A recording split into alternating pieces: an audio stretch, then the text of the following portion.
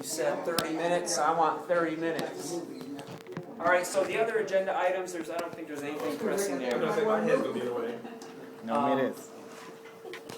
What I would like everybody to do for next week, before we get into the access overview, is think about more of these pain points. So we're going to continue this next week, and we're going to probably spend a good half hour, and I'd like to finish the list of pain points and what we can do better, and so forth. And then we'll try to narrow that down and how we can take some of that and determine what our goals are going to be. And then get the group goals done, and we can start building the 2012 templates for the success factors. Press enter one more time. There you go. Oops.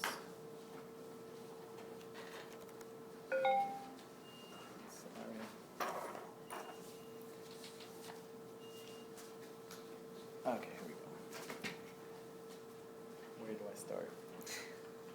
All right, as Danny stated before, we are held to a higher standard simply because we're QA and everybody looks at us for answers. Oops, sorry about that. As you know, also we're audited during this survey, also in fall, so we have to make sure that we're extremely accurate with our documentation. So I'm going to show you a few ways so you can check your work with the database. We're going to start with QA stats, reports, and goals. We're also going to edit our own records form, as well as the MCA outcome form. And lastly, Rick requested this was a weekly MCA history report he had questions about. And am I allowed to give prizes, Danny? Yeah. All right. For whoever guesses the next song.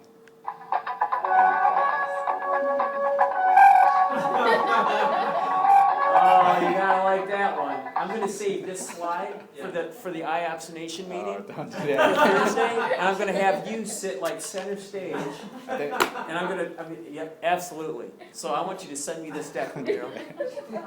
But that's when I started QA, so that's, I don't know how long that was. Yeah, I was gonna say, if you say 10 years, we got you. That's my first picture, yep.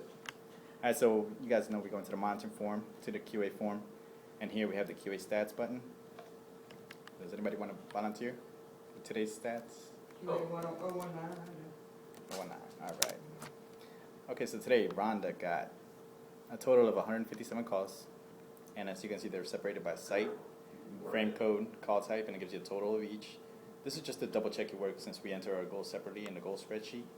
You know, for example, you might think you had 20 calls for BBM, but it's showing only 19 here. So then you can tell that, you know, that you probably have a wrong site name for one of the calls or something like that. Does everybody use this? Yeah. Just to double check their work? Everybody uses this. Good. Oh, man, this is a tool. Is it helpful? Not to count the thing manually like we used to. Yeah, that's true. Okay. So let's see what we got.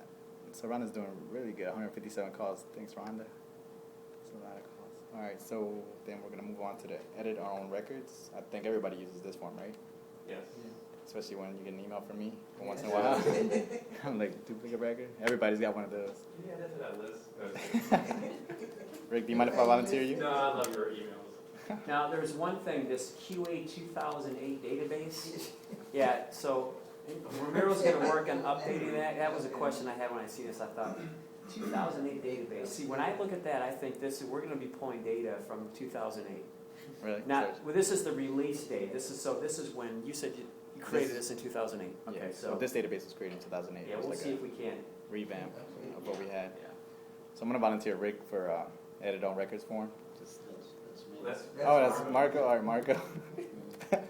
Rick, would you like to go, Marco? Doesn't matter. I'll put Rick. I've been through his records before.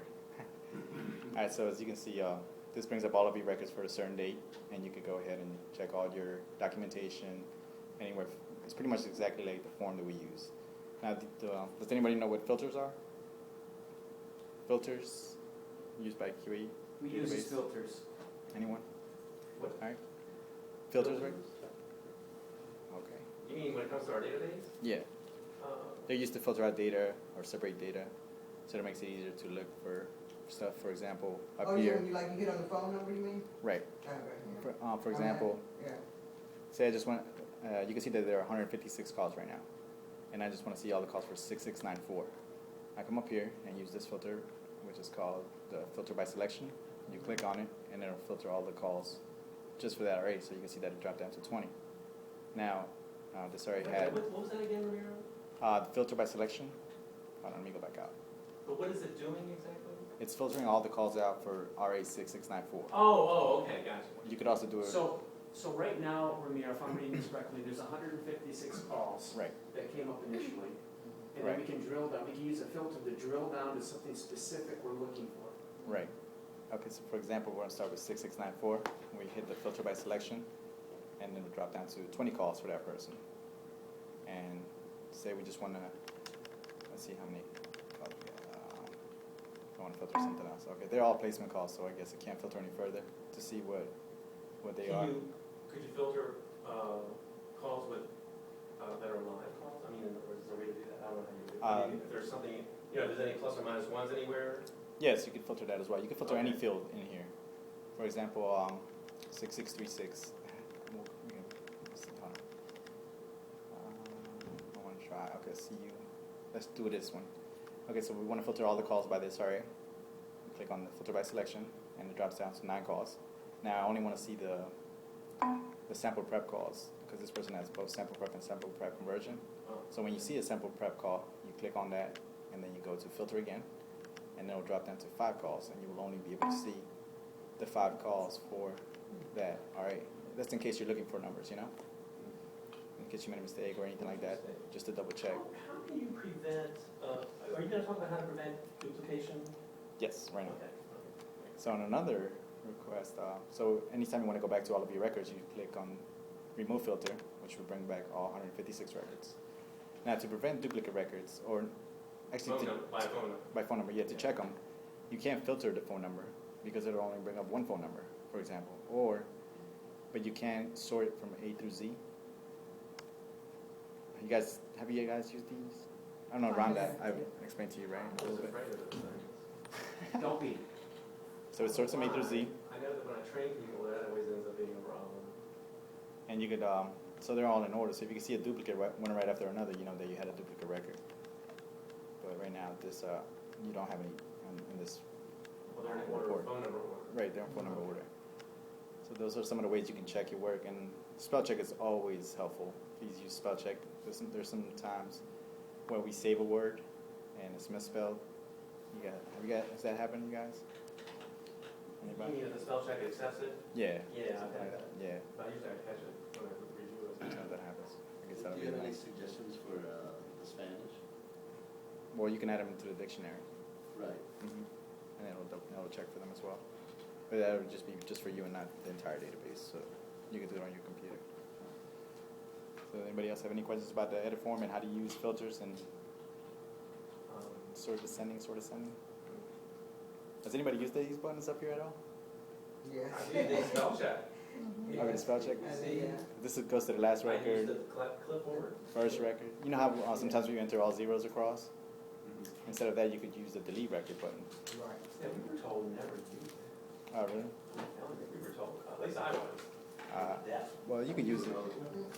I use it swear all to the time, God, too. I was told never. You guys were told that also? So, That's okay? well, Okay, when would you, when Right. would you use a delete? When you find a duplicate, right? Yep. What else? I don't know of any other time you would want to use the delete unless it's a duplicate. Unless it's a duplicate or you made a mistake and you just want to erase that call or something like that happens. Some people put it as spacers between their calls, between their RAs, QAIDs.